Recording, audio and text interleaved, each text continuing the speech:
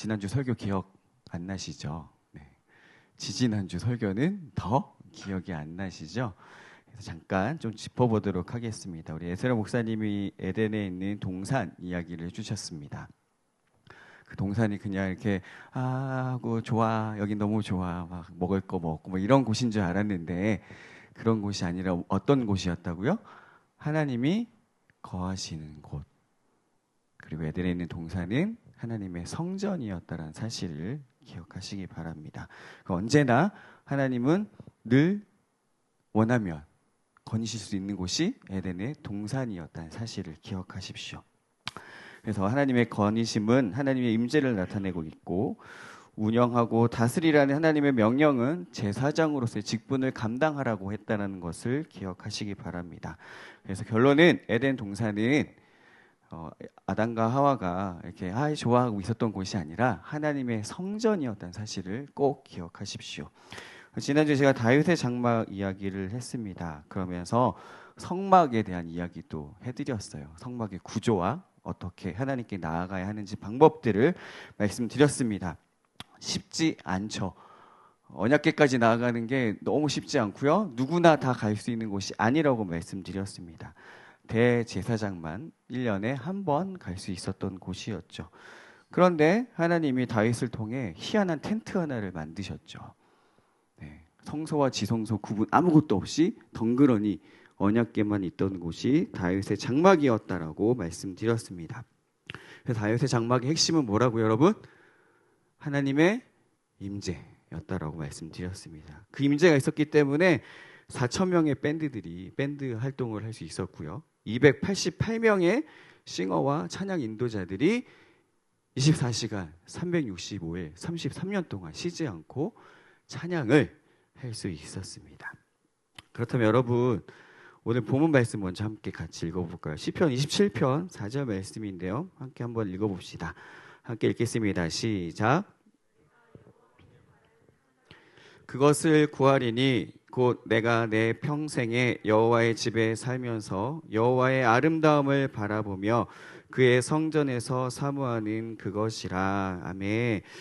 다윗의 장막에서는 찬양과 경배가 24시간 365일 울려 퍼졌어요. 근데 여러분 찬양과 경배의 차이를 아시나요? 우리 찬양팀 분들 찬양과 경배의 차이를 여러분 아시나요? 혹시? 영어로는 확실히 차이가 있어요. 프레이즈라고 하고 워십이라고 구분 지어져 있는데요. 근데 우리는 이제 경배와 찬양팀이 유명해서 다 이제 그게 그건 줄 아는데요. 찬양은 제가 한번 생각해 봤을 때 인류 최초의 찬양이 무엇일까 봤을 때 이제 여러분이 이번 주에 읽을 출애굽기에 나와요. 뭐가 나오냐면 모세의 노래와 미리암의 노래가 나옵니다. 이 가사가 하나님이 애굽에서 행하셨던 일들을 외치는 거예요. 이게 찬양입니다. 찬양은 하나님께서 하신 일이나 하나님의 속성에 대해서 우리가 외치고 높이는 것을 의미하고요. 경배라는 것은 좀 달라요. 음악하고도 좀 다른 차원인데요. 그냥 그분 앞에서 우리는 낮아지고요. 그분의 위엄과 권위에 절대적으로 승복하게 되는 순간입니다. 그래서 우리가 할 수 있는 경배 행태는 찬양도 아니에요. 그냥 엎드려서 가만히 있을 수밖에 없는 게 최고의 경배 행태라고 할 수 있습니다. 근데 이 다윗의 장막 안에는 프레이즈와 워십이 끊임없이 있었어요. 찬양과 경배가 계속해서 그 예배 가운데 울려 퍼졌던 곳이었습니다. 그리고 지난주에 말씀드렸던 쉐키나의 영광이 임했던 곳이었어요. 그렇다면 여러분 다윗이 이렇게 할 수 있었던 이유는 무엇일까요? 왕이어서 가능했다. 그렇죠?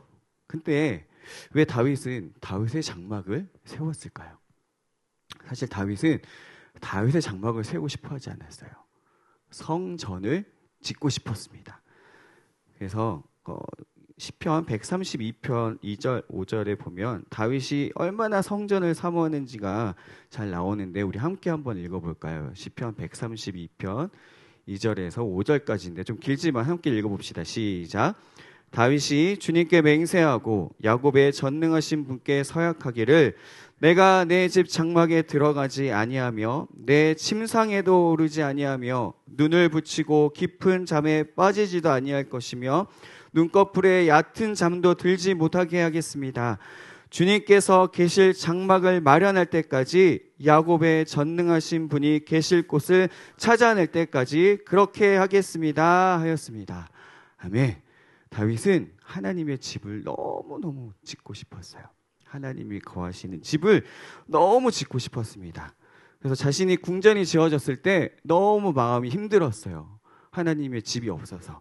그래서 여러분 기억하시죠? 나단 선지자에게 얘기해요. 선지자님, 제가 하나님을 위해 성전을 짓고 싶습니다. 그랬더니 나단 선지자가 왕이 원하시는 대로 하십시오. 하나님이 다 기뻐하실 것입니다. 라고 대답해 줬어요. 근데 바로 하나님이 나단에게 말씀하시죠. 안 돼. 안 돼. 다윗은 성전 지을 수 없어. 피를 너무 많이 흘렸어. 근데 내가 이 건물집 필요하지 않아 라고 말씀하시죠. 야, 내가 이 조그마한 건물 안에 들어갈 사람은 아니잖아. 그렇게 말씀하시거든요. 근데 다윗의 마음을 들으시고 그러나 그 아들을 통해서는 내가 성전 짓게 해주겠다라고 말씀하십니다. 그러면서 역대상 17장 13절 14절에 나단 선지자를 통해서 하나님이 다윗에게 이렇게 말씀하세요. 나는 그의 아버지가 되고 그는 나의 아들이 되리니 나의 인자를 그에게서 빼앗지 아니하기를 내가 내 전에 있던 자에게 빼앗은 것 같이 하지 아니할 것이며 내가 영원히 그를 내 집과 내 나라에 세우리니 그의 왕위가 영원히 경고하리라 하셨다 하라. 예. 다윗에게 행하셨던 대로 솔로몬에게 행하시겠다라고, 사울 왕에게서는 거둬갔던 그 은총을 거두지 않겠다라고 말씀하십니다. 이 말은 들은 다윗이 여러분 뭐 했는지 아세요? 선지자에게 이 말을 딱 듣고 다윗이 무엇을 했을까요? 장막으로 가요. 다윗의 장막으로 갑니다. 우리 함께 읽어볼까요? 역대상 17장 16절 말씀입니다. 함께 읽겠습니다. 시작. 다윗 왕이 성막으로 들어가서 주님 앞에 꿇어앉아 이렇게 기도하였다. 주님, 누구이며 내 집안이 무엇이기에 주님께서 나를 이러한 자리에까지 오르게 해주셨습니까? 아멘. 여러분, 이 하나님의 음성을 듣자마자 다윗은 습관처럼 장막으로 가요. 하나님 법궤 앞으로 가서 이렇게 기도해요. 무려 16절부터 역대상 7장 16절부터 27절까지가 하나님께 하는 기도로 채워져 있습니다. 다윗은 수시로 하나님의 장막으로 나아갔던 사람입니다. 앞서 함께 읽은 시편의 고백처럼 다윗은 하나님을 사모하고 갈망하고 있습니다. 온통 하나님 생각밖에 없는 것처럼 보여집니다. 다윗은 왜 이런 사람이 됐을까요? 그 이유를 오늘 본문에서 찾을 수 있습니다. 오늘 본문은 저희가 함께 읽었던 시편 27편의 전체적인 그 구절들의 내용은 다윗이 왕이 되기 전에 했던 고백입니다. 바로 다윗의 장막이 세워지기 전의 고백입니다. 사실 저는 이 구절을 봤을 때 다윗이 한 가지 소원을 구했다고 했을 때 주님의 전에 거하는 것을 구하는 걸 보면서 야, 다 가진 자가 여유를 부리는구나라고 생각했어요. 왕이니까 뭐 있는 거 다 가지고 있고 약간 그런 느낌이었어요. 전도서를 쓴 솔로몬이 이렇게 얘기하잖아요. 헛되도다. 야, 최고의 부자였고 정말 모든 것 다 가진 왕이니까 저렇게 표현할 수 있구나라고 생각했어요. 물론 여기서 헛되다라는 헤벨이라는 히브리어는 우리가 생각한 헛되다와는 좀 다른 의미입니다. 이 이야기는 나중에 할 기회가 있을 것 같고, 어쨌든 솔로몬처럼 다 가진 자가 다 가져보니까 야, 다 덧없더라. 한 가지만 구할 수 있겠다. 야, 주님을 구하겠습니다라고 하는 줄 알았어요. 근데 이 시편의 고백이 사울 왕에게 쫓겨다니던 시절에 한 고백이라는 거예요. 우리 함께 27편 1절부터 3절까지 한번 함께 읽어보겠습니다. 함께 읽겠습니다. 시작. 주님이 나의 빛, 나의 구원이신데 내가 누구를 두려워하랴. 주님이 내 생명의 피난처이신데 내가 누구를 무서워하랴. 나의 대적자들, 나의 원수들, 저 악한 자들이 나를 잡아먹으려고 다가왔다가 비틀거리며 넘어졌구나. 군대가 나를 치려고 애워싸도 나는 무섭지 않네. 용사들이 나를 공격하려고 일어날지라도 나는 하나님만 의지하려네. 아멘. 아멘. 다윗의 이 고백이 여러분 엄청난 고백이잖아요. 근데 저는 반대로 들려졌어요. 하나님, 제가 두려워요. 하나님, 제가 무섭습니다. 근데 그 상황 가운데서 하나님께 예배하는 거예요. 여러분, 예배의 힘이 여기 있어요. 내 상황은 변하지 않아도 내 마음이 바뀌는 게 예배의 현장이에요. 그래서 어떻게 해요? 또 그 습관처럼 하나님 앞에 예배했을 때 이 고백이 나오는 거예요. 쫓겨다니고 있잖아요. 대적들이 자기를 어떻게든 죽이려고 하고 있을 때 내가 누구를 두려워하랴? 하나님이 나의 구원이신데, 우리 오늘 올려드렸던 찬양의 고백 그대로 주님이 나의 빛이고 나의 구원이신데 내 생명의 피난처이신데 내가 누구를 두려워하고 무서워하겠느냐라고 다윗은 이야기하고 있습니다. 오직 하나님만 의지하겠습니다라고 고백하고요. 마지막에는 어떤 구절까지 있냐면 부모님이 나를 버릴지라도 하나님은 나를 버리시지 않으신다는 고백까지 해요. 다윗은 평생을 예배자로 살았던 사람입니다. 목동일 때도 그랬고요. 골리앗을 쓰러뜨릴 때도 그랬습니다. 왕의 총애를 받으며 하프를 켜는 자로 사울 왕 옆에 있을 때도 마찬가지였고요. 사울 왕에게 쫓겨다닐 때도 마찬가지였습니다. 그리고 왕이 되어서도 다윗은 예배자였습니다. 2015년 12월에 제가 고등학생 3명, 대학생 1명, 직장인 1명을 데리고 미국을 갔어요. 캔자스시티라는 곳을 갔어요. 이제 그 캔자스시티로 바로 가는 직항이 없어서 샌프란시스코 공항을 경유해서 가는 비행기를 티켓팅하고 갔어요. 그때 만약에 저와 함께 갔던 사람들 중에 우리 시온이가 있거나 예빈이가 있거나 찬주가 있었다면 전혀 두렵지 않았을 텐데 영어를 할 줄 아는 사람이 한 명도 없이 갔어요. 할렐루야. 뭐 무슨 일이 있겠냐 싶어서 갔어요. 다행히 이제 입국 심사도 잘 통과하고 뭐 어버버하면서 이제 공항 햄버거 집에서 햄버거도 먹고 무려 14시간을 샌프란시스코 공항에 머물렀어요. 힘들게 지겹게 있다가 드디어 이제 비행기를 탈 시간이 됐는데 이제 그 게이트 앞에 사람들이 이렇게 앉아 있었어요. 근데 갑자기 막 웅성웅성 하는 거예요. 방송에 나왔는데 못 알아들었죠, 당연히.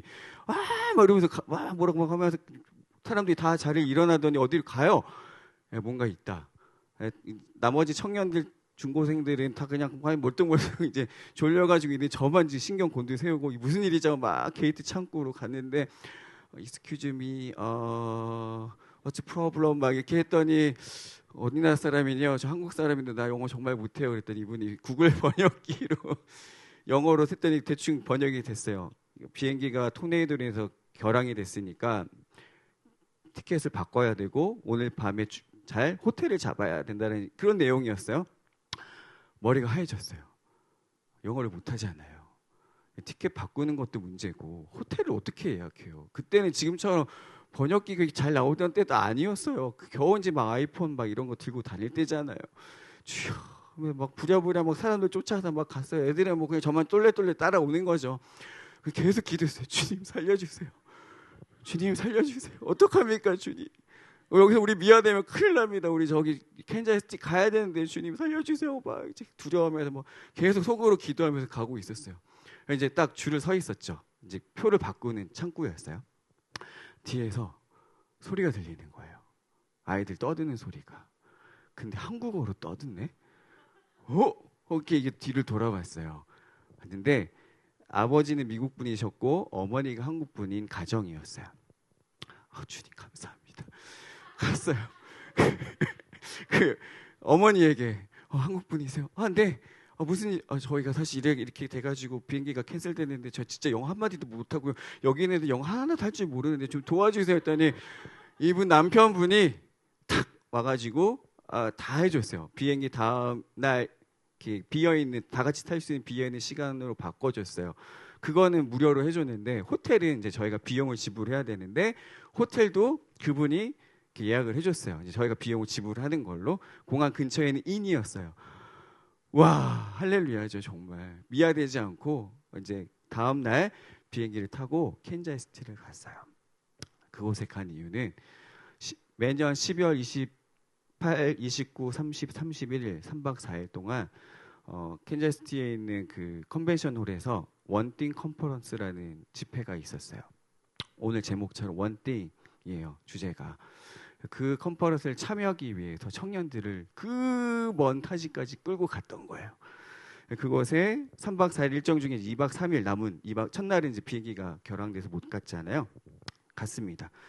찬양하고 3만 명이 모였는데요. 뭐 규모가 어마어마해요. 막 입구에서부터 그 우리 이제 준영 형제 아니 저기 우리 준영 형제가 드럼을 쳐주면 이 발베이스 소리가 조금 울려요. 여기는 그렇게 울리는 게 아니에요. 거기 갔더니 쿵쿵쿵 막 심장이 바운스 하는데요. 와 막 흥분되면 막 들어가는데 끝이 안 보여요. 와 사람 진짜 많다. 거기서 예배하고 찬양하고 말씀 듣고 기도하고 찬양하고 말씀 듣고 기도하고 특강 이제 선택 강의 듣고 뭐 이런 걸 다 영어로 진행했어요. 통역 없었어요. 예, 할렐루야. 그래도 막 즐거웠어요. 뭐 예배하니까 좋잖아요. 막 정말 제가 좋아했던 예배 인도자들 그 아만다 쿡이라고 여자 인도자분이 있는데 스테파니 그리징거라는 뭐 하여튼 그때 당시 베델교회에 쌍벽을 이루던 예배 인도자가 와서 하고 제가 정말 보고 싶었던 아이아베 예배 인도자들이 다 앞에서 막 예배하고 있는데 너무 황홀했어요. 예. 할렐루야 3박 4일을 진짜 즐겁게 보냈어요. 근데 사실은 그 일정 중에 제일 중요한 일정이 바로 아이합이라고 하는 국제 기도의 집에 가는 거였어요. 그곳이 지금도 365일 24시간 찬양과 기도가 끊이지 않고 올려지고 있어요. 그 2시간씩 예배팀이 로테이션이 돼요. 12팀이 돌아가는 게 아니라 굉장히 많은 예배팀이 있어요. 그래서 24시간 그곳에 가면 언제든지 찬양과 기도와 말씀으로 기도할 수 있어요. 설교는 없어요. 찬양과 예언적 선포하는 기도와 말씀으로 읽고 선포하는 기도. 이런 식의 로테이션이 있었어요. 근데 여러분 제가 데려갔던 친구들이 누구라고요? 고등학생 3명, 대학생 1명, 직장인 1명. 이 친구들이 예배를 사모하는 친구들이었을까요? 부모님들이 어떻게든 이 녀석들이 좀 주님을 조금 더 사랑했으면 좋겠다 싶어서 보낸 친구들이 대부분이었고 대학생 1명은 담임 목사님 딸이었어요. 직장인은 미국 간다고 하니까 좋아해서 따라왔어요. 그런 친구들이었어요. 뭐 이렇게 뭐 평상시에 주님을 너무 사모하거나 주님을 사랑하거나 그런 친구들이 1도 아니었어요. 그래서 고민이 됐죠. 거기 기도의 집이 기도만 한다 그랬잖아요. 영어로 찬양하고 영어로 기도하고 영어로 말씀을 듣는데 영어 1도 모르는 애들이 거기에 2시간, 3시간씩 앉을 수 있을까라는 염려를 안고 3박 4일 일정은 재밌게 했어요. 뭐 애들이 다 신기하죠. 뭐 미국 처음 가보고 버거킹 처음 가보고 막 라지 시켰더니 그 콜라 컵이 진짜 이만하더라고요. 라지는. 정말 상상을 초월하는 이런 새로운 경험에 막 즐거웠는데 다음 이제 그 모든 일정이 끝나고 기도의 집에 방문을 했습니다. 주님 도와주십시오. 이 어린 영혼들이 힘들어하지 않게 도와주십시오. 하고 이제 들어왔어요. 들어갔더니 전형적인 미국 건물이에요. 화려하지도 않고 멋있지도 않고 뭐 그래요. 그냥 딱 미국 건물이에요. 정말 여러분 나중에 그 홈페이지 들어가 보면 정말 뭐 없어요. 여기에 비하면 여긴 정말 화려하죠. 거기는 진짜 뭐가 없어요. 갔더니 앞에 밴드들이 찬양하고 있고 의자들이 놓여 있고 조명은 약간 너무 밝지 않게 그렇게 돼 있었어요. 들어왔어요. 자 너희들 앉고 싶은데 따로 앉아라. 이제 3시간 어쨌든 무조건 버텨. 딴 데 가면 안 돼. 버텨라. 하고 이제 점심시간이 돼서 맥도날드를 데려갔어요. 데려가서 밥을 먹으면 얘기를 했죠. 얘들아 어땠어? 너무 좋아요. 너무 좋아요. 목사님 여기 너무 좋아요. 한 명도 빠지지 않고 너무 좋다는 거예요. 뭐라고? 다시 한번 뭐가 좋다는 거니? 너무 좋아요. 그래서 사실 하루에 2시간, 3시간 방문하기로 했었는데 거의 모든 시간을 그곳에 머물렀었어요. 열흘 동안을 그곳에 머물고 잠깐 이제 다른 일정들을 했죠. 아울렛 구경하고 뭐 이런 거 잠깐 했는데 어떻게 됐냐면 떠나기 전날 아침 새벽 비행기였는데 잠을 자지 않기로 결단하는 거예요. 친구들이. 목사님 우리 자지 말고 기도실에 가요. 거기서 밤을 새우고 공항으로 가요. 제가 얘기한 거 아니에요. 이 친구들이 자원해서 그렇게 얘기를 하는 거예요. 아까도 말씀드렸듯이 이 친구들이 그런 친구들이 아니에요. 근데 그 공간에 있었어요. 그곳에 예배가 드려졌고 기도하고 책을 보고 말씀을 보면서 그 안에 하나님의 임재와 하나님의 운행하심을 맛보기 시작한 거예요. 그랬더니 말하지 않아도 가죠. 아침에 깨우지 않아도 일어나서 도시락 준비해가지고 또 가고 또 가고 또 가고 떠나기 전날까지 그 기도실에 머물기를 소망하더라는 거죠. 그래서 여러분, 그분의 임재를 경험하면 내가 주님 원해요 한다고 되지 않아도 그분의 임재를 경험하고 그분을 만나면 우리 안에 저절로 그분을 갈망하고 사모하게 돼요. 다윗이 왕이 되기도 전에 이런 소원을 품게 되었던 이유, 다윗의 장막을 꿈꿨고 하나님의 성전에 거하는 것을 꿈꿨던 건 바로 여기에 있어요. 그가 하나님을 예배하고 하나님을 만났기 때문입니다. 사무엘상 17장 37절 말씀 함께 읽어보겠습니다. 사무엘상 17장 37절 함께 읽겠습니다. 시작.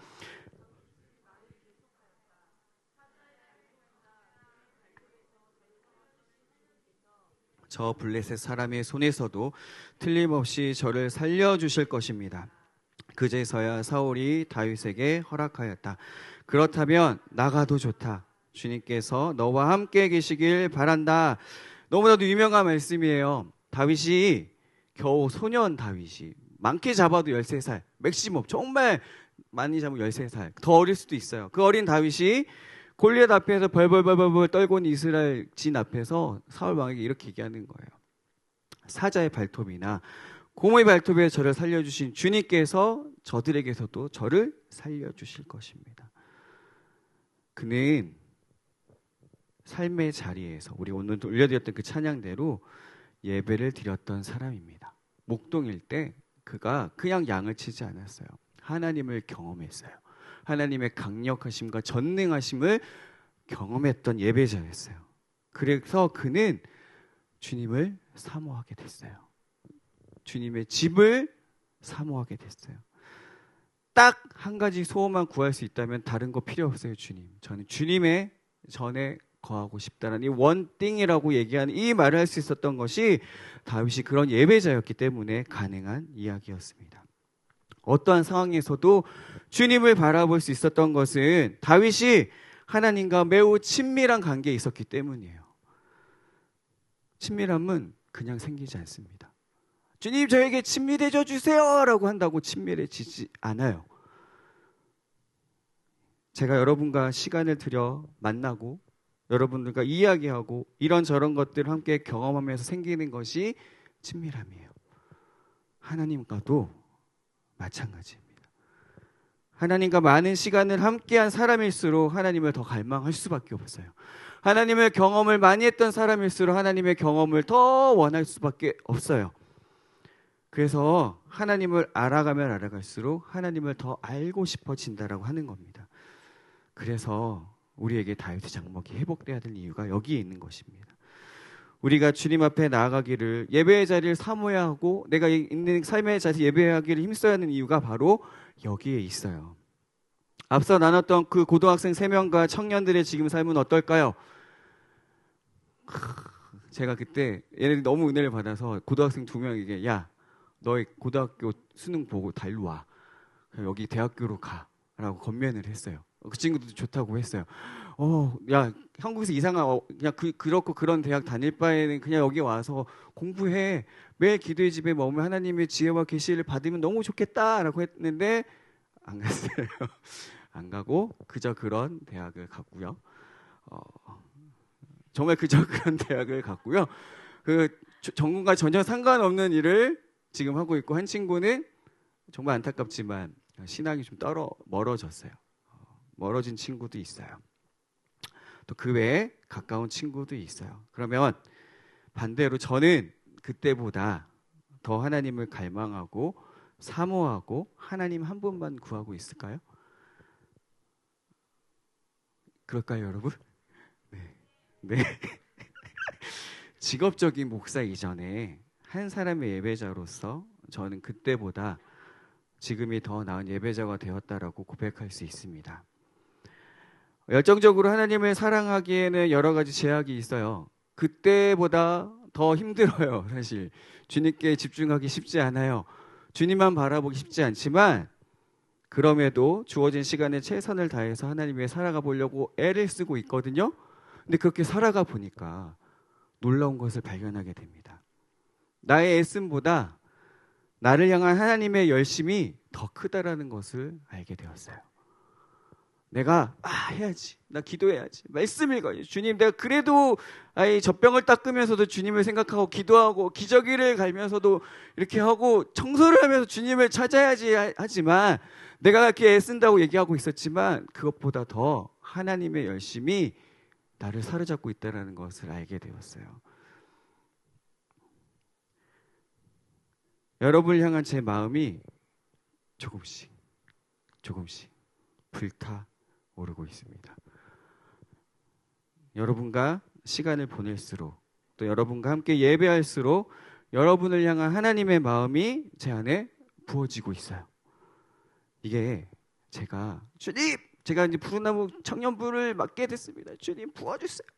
주님 이 친구들 향한 아버지의 마음을 부어주세요. 하면 부어질까요? 그럴 수 있을 것 같긴 한데요. 그것보다 더 하나님이 제게 부어주세요. 제가 부어주세요 하는 것보다 더 많이 하나님이 필요해서 부어주세요. 하나님을 향한 마음도 여러분 마찬가지예요. 주님, 제가 주님을 향해서 더 열정적으로 하나님을 더 사랑하고 싶습니다라고 한다고 해서 하나님을 사랑하는 마음이 주어지지 않더라는 거죠. 다윗처럼 하나님을 경험하는 것이 먼저라는 거예요. 그러면 주님이 부어주세요.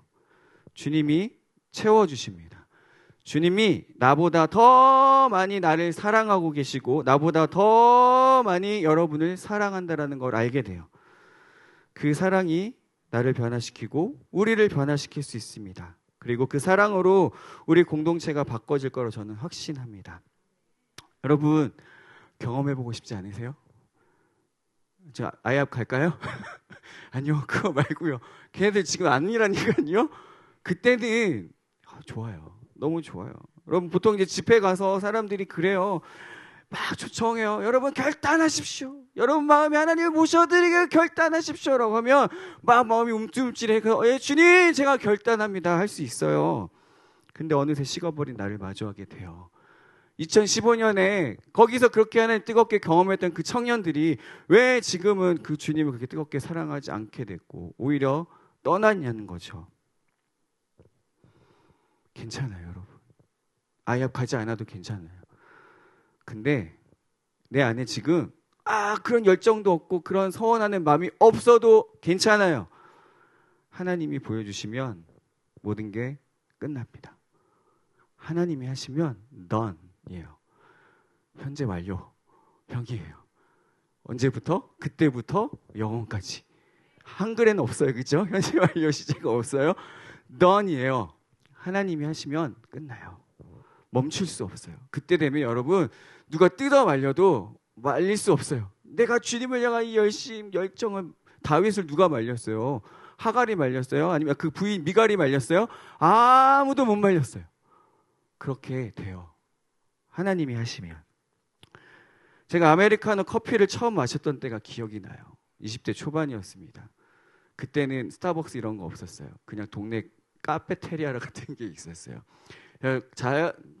너무 당당하게 주문을 딱 했어요. 이거 주세요. 근데 직원분이 저를 쳐다보면서 진짜 이거 맞으세요? 네, 그거 주세요. 정말이죠? 네, 그거 주세요. 먹어봤어요. 주세요. 했어요.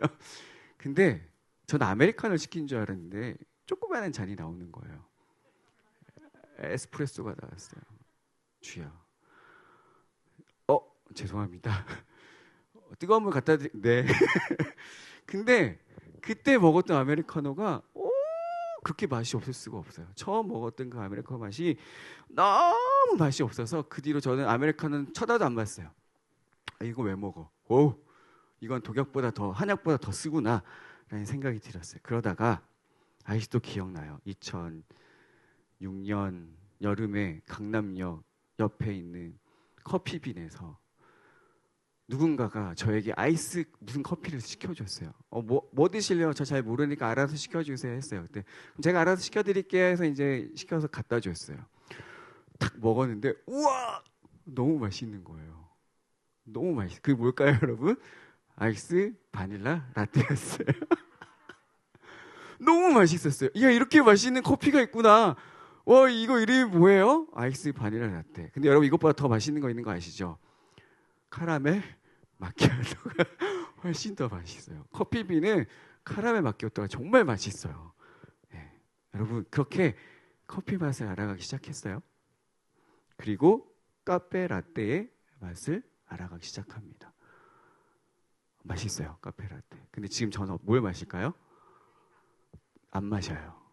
저는 드립을 마셔요. 집에서 원두를 갈아서 마십니다. 예, 나름 제 인생에 있어서 가장 큰 사치인데요.